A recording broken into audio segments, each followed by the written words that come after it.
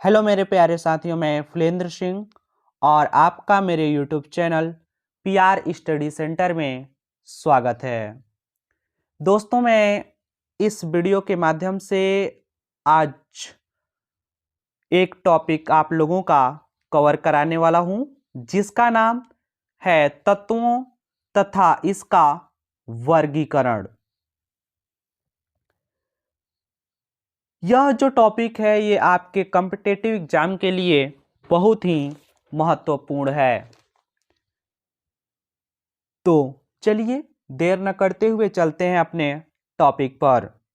और हाँ, यदि आपने हमारे YouTube channel PR study centre को अभी तक सब्सक्राइब नहीं किया है तो सब्सक्राइब के लाल बटन को दबाकर सब्सक्राइब कर लीजिए और बेल आइकन दबाना ना भूलिए, ताकि हमारे सारे वीडियो का नोटिफिकेशन आप तक आसानी से पहुंच सके।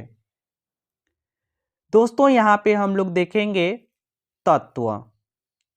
तत्व किसे कहते हैं, तो डिफिनेशन को आप लोग बहुत ही अच्छे तरीके से यहां पर देखिएगा कि किस प्रकार से डिफिनेशन लिखा गया है। वे पदार्थ जो एक ही प्रकार के परमाणुओं से मिलकर बने होते हैं उन्हें हम तत्व कहते हैं। यानी कि यह जो तत्व होते हैं वह एक ही प्रकार के परमाणुओं से मिलकर बने होते हैं। चलिए देख लेते हैं, आगे का स्लाइड है। अभी तक 118 तत्वों की खोज हुई है। 118 तत्वों की खोज। अब यहां पे 118 में जो है कि 91 धातु हैं, 20 अधातु हैं और 7 उपधातु हैं। दोस्तों, यहां पर एक वर्ड आया जो है खोज। खोज और एक होता है आविष्कार। आविष्कार। क्या आप इसमें अंतर बता सकते हैं कि खोज किसे कहते हैं और आविष्कार किसे कहते हैं? खोज और आविष्कार में अंतर क्या है? तो दोस्तों, जो पहले से मौजूद हो इस ब्रह्मांड में उसे हम खोज कहते हैं, और जो बनाया जाता हो, जिसका हम बनाते हैं, जो इस ब्रह्मांड में उपस्थित नहीं है और उसे हम बनाते हैं, तो वह क्या कहलाता है? आविष्कार कहलाता है। चलिए आगे का स्लाइड देख लेते हैं। हमारा आगे का स्लाइड है, इनमें 94 तत्व जो होते हैं वो प्रकृति में पाए जाते हैं। कहाँ पाए जाते हैं? प्रकृति में। और शेष 24 मानव निर्मित हैं। जो 24 हैं ये मानव निर्मित या कृत्रिम धातु है। अगर यहाँ पे सवाल पूछ ले, क्वेश्चन, कि प्रकृति में कितने तत्व पाए जाते हैं, तो वहां पे आपका सही उत्तर हो जाएगा 94। और कितने मानव निर्मित तत्व हैं, तो 24 मानव निर्मित तत्व हैं। अभी तक कुल कितने तत्वों की खोज हो चुकी है, तो इसका सही उत्तर हो जाएगा 118। 118 तत्वों की खोज हो चुकी है, जिसमें 94 प्रकृति में और 24 मानव निर्मित हैं। चलिए आगे की ओर चलते हैं। संसार का प्रत्येक पदार्थ एक या एक से अधिक तत्वों से मिलकर बना होता है। जितने भी हम इस संसार में वस्तुएं देखते हैं वह किसी न किसी तत्व से मिलकर बना होता है। चलिए आगे का हमारा स्लाइड है। जो तत्व होता है वह ठोस, द्रव तथा गैस तीनों अवस्थाओं में पाया जाता है। जैसे यहां पे मैं सोडियम की बात करूं, सोडियम सोडियम को हम किससे प्रदर्शित करते हैं, Na से, या फिर यहां पे हम लोग देख लेते हैं जो सोडियम है, सोडियम हो गया, या फिर इसके बाद में कोयला हो गया, कोयला,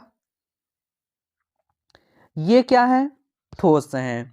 हाइड्रोजन हो गया, ऑक्सीजन हो गया, ये क्या है, गैस है।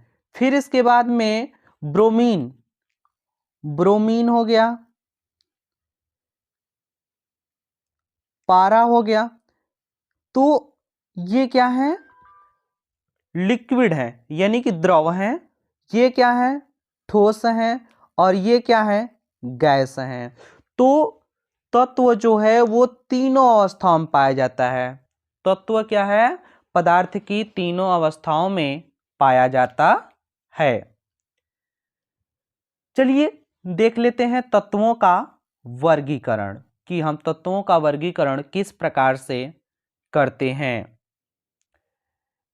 तत्वों को मुख्यतः 3 भागों में वर्गीकृत किया गया है, धातु, अधातु और उपधातु। तो यहां पे हम लोग देखेंगे सर्वप्रथम धातु क्या है। धातु, धातु वे तत्व होते हैं जो सामान्य अभिक्रियाओं में अपने परमाणु से, डेफिनेशन को अच्छे से देखिएगा, वे धातु वे तत्व हैं, धातु वे तत्व हैं जो सामान्य अभिक्रियाओं में अपने परमाणु में से एक या एक से अधिक इलेक्ट्रॉन त्याग कर धनायन बनाने की प्रवृत्ति रखते हैं। जिस प्रकार से सोडियम, सोडियम क्या करता है, एक इलेक्ट्रॉन का त्याग करता है, और ये जब त्यागता है तो इस पर प्लस चार्ज आ जाता है। तो इसका हम लोग डिफिनेशन इस प्रकार से डिफाइन करेंगे कि वे पदार्थ जो इलेक्ट्रॉन को त्याग कर धनायन बनाने की प्रवृत्ति रखते हैं उन्हें हम धातु कहते हैं। जैसे कि यहां पे दिया गया है Mg, यानी कि मैग्नीशियम। ये क्या करता है, मैग्नीशियम 2 इलेक्ट्रॉन का त्याग करता है, और इस पर 2 इलेक्ट्रॉन की अधिकता होती है, इसलिए इस पर प्लस आवेश उपस्थित हो जाता है। चलिए देख लेते हैं धातुओं के लक्षण। धातुएं चमकीली होती हैं, यानी कि जितनी भी धातुएं उपस्थित हैं, जैसे कि यहाँ पे जो धातु हैं वो 91 हैं। 91 धातुओं को अगर हम लोग देखें तो प्रत्येक धातुएं क्या होंगी, चमकीली होंगी। ये ताप तथा विद्युत की सुचालक होती हैं। जितनी भी धातुएं हैं यह विद्युत तथा विद्युत तथा ताप के सुचालक होती हैं, अर्थात इसमें हम लोग विद्युत को प्रवाहित कर सकते हैं, साथ ही साथ इसमें हीट का भी हम लोग ट्रांसफर कर सकते हैं। ये तन्य होती हैं। तन्य का मतलब हुआ कि इसे हम लोग तार की तरह खींच सकते हैं। जिस प्रकार से तार को खींचा जाता है उसी प्रकार से इस धातुओं को तार के रूप में किया जा सकता है। अगला हमारा पॉइंट है, ये आघातवर्ध्य होती हैं। आघातवर्ध्य का मतलब हुआ कि इसे पीटकर, धातुओं को पीटकर चादर के रूप में हम लोग बना सकते हैं। इसको हम चादर बना सकते हैं, और पीटने के बाद ये टूटते नहीं हैं। इतना भी ध्यान रहे कि ये जल्दी टूटते नहीं हैं। चलिए आगे हम लोग देख लेते हैं अधातु, जिसे हम लोग नॉन मेटल के नाम से जानते हैं। अधातु, जैसे वहां पे आप लोग धातु को देखा, उसी का यहाँ पे परिभाषा उल्टा कर दीजिएगा। जैसे कि धातु में आप लोगों ने देखा कि यह इलेक्ट्रॉन त्याग करने की प्रवृत्ति रखते हैं, ठीक इसी प्रकार से अधातु जो होते हैं वे इलेक्ट्रॉन को ग्रहण करते हैं और ऋणायन बनाने की प्रवृत्ति रखते हैं, जबकि धातु इलेक्ट्रॉन को त्यागते हैं और धनायन बनाने की प्रवृत्ति रखते हैं।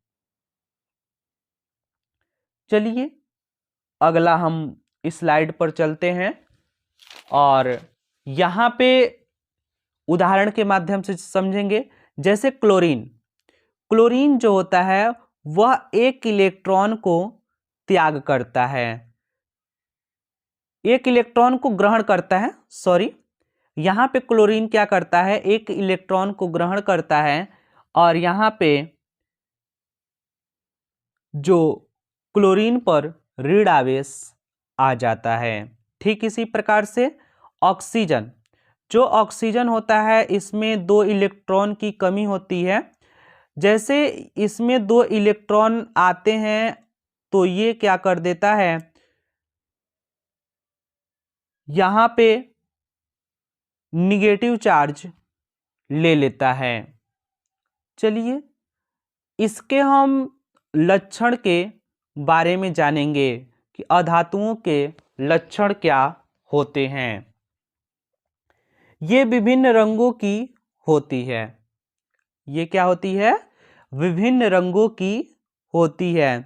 ये ताप और विद्युत की कुचालक होती है। ये विभिन्न रंगों की, मतलब कि इसमें विभिन्न रंग होते हैं और ये ज्यादा चमकीली या चमकीली होती ही नहीं है।